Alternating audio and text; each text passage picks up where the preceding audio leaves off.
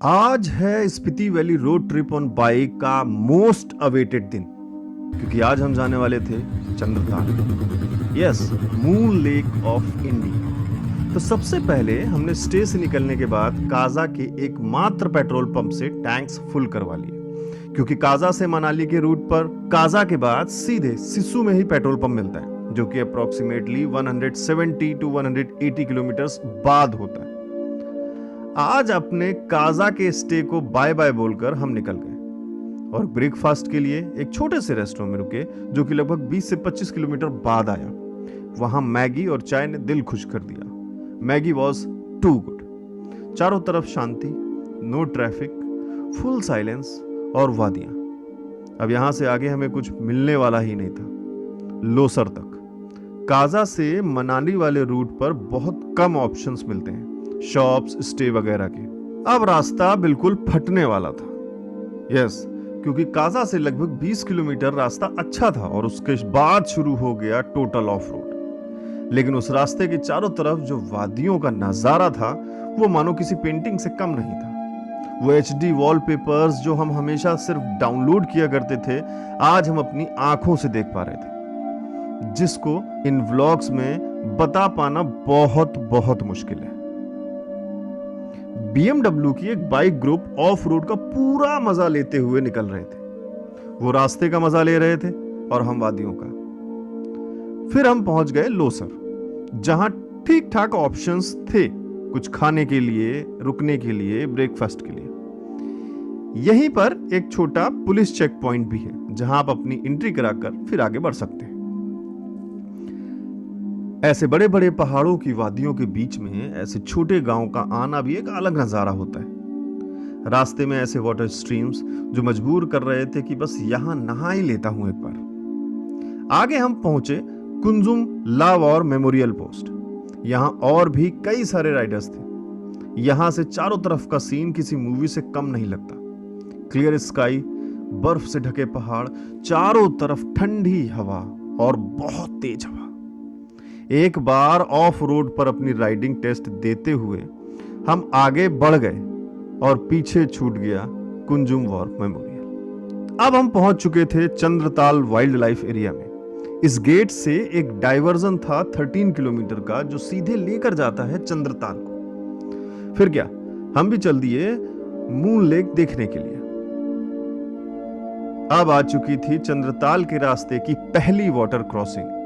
कुछ पता नहीं कि क्या होने वाला था, क्योंकि ये हम पहली बार कर रहे थे। फिर हमने बाइक आगे बढ़ाई और आसानी से वाटर क्रॉसिंग पार कर ली। और सुनने में आया कि ये छोटी है और इसके बाद दूसरी वाली इससे भी बड़ी है। बड़ी वाटर क्रॉसिंग से हमेशा मतलब होता है उसकी गहराई से, कि आपकी बाइक कितनी डूबेगी पानी में। पानी मानो किसी ने बर्फ ही पिघला दी हो, और आप कुछ भी कर लो, आपके शूज में पानी भरना तय है। पैरों में भरा हुआ पानी लेकर हम पहुंच गए दूसरी वाटर क्रॉसिंग पर, और ये पहले वाले से थोड़ी ज्यादा गहरी थी, बट हमने इसको भी पार कर लिया।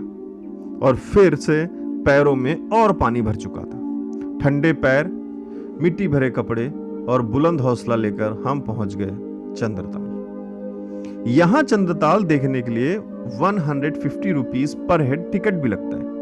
पार्किंग के बाद 20 से 25 मिनट वॉक करके आप पहुंचते हैं स्पीति वैली रोड ट्रिप के सबसे सुंदर जगह पर, Chandratal, the moon lake. Crystal clear पानी, और अगर वहां की भीड़ को हटा दें तो शांति भी। दूर दूर तक साइलेंटली लहराता हुआ पानी, जो कहीं नीला, कहीं ग्रीन, कहीं स्काई ब्लू। ये वही चंद्रताल है जिसका जिक्र लुटेरा मूवी में रणवीर सिंह ने किया था।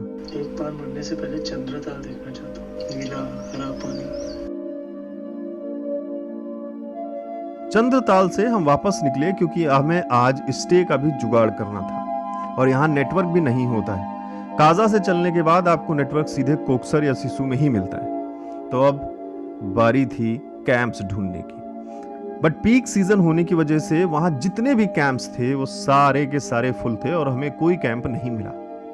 अब ये एक टेंशन की बात थी, और ऊपर से नेटवर्क भी नहीं था।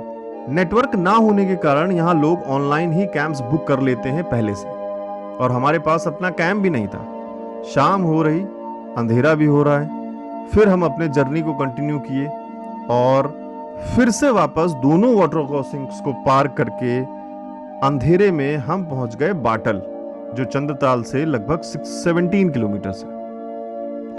यहां है फेमस चाचा चाची का चंद्रा ढाबा और कुछ कैंप्स, बहुत ही लिमिटेड, 2 ढाबे, कुछ टेंट्स, बट वहां भी कैंप्स फुल थे। अब हमारे सामने एक बड़ी समस्या थी कि हम रात को स्टे कहां करेंगे। फिर बड़ी मुश्किल से उन कैंप्स में रिक्वेस्ट करने पर हमें एक एल्पाइन टेंट मिला छोटा, जिसमें सिर्फ 2 लोग सो सकते थे, और उसी में हम 5 लोग एडजस्ट हो गए। It was memorable moment. ऐसे ही सफर आपको एडजस्ट करना सिखाता है और यह भी सीख देता है कि अपना टेंट होना कितना जरूरी होता है ऐसे रिमोट एरियाज में। ठंड भी काफी ज्यादा थी और इस यादगार सफर और स्टे के बाद हम कब सोए हमें पता ही नहीं चला। तो फिर चलिए मिलते हैं कल डे 8 पर, क्योंकि डे 8 में कुछ ऐसा होने वाला था जो शायद आप जरूर देखना चाहेंगे। मिलते हैं डे 8 के व्लॉग।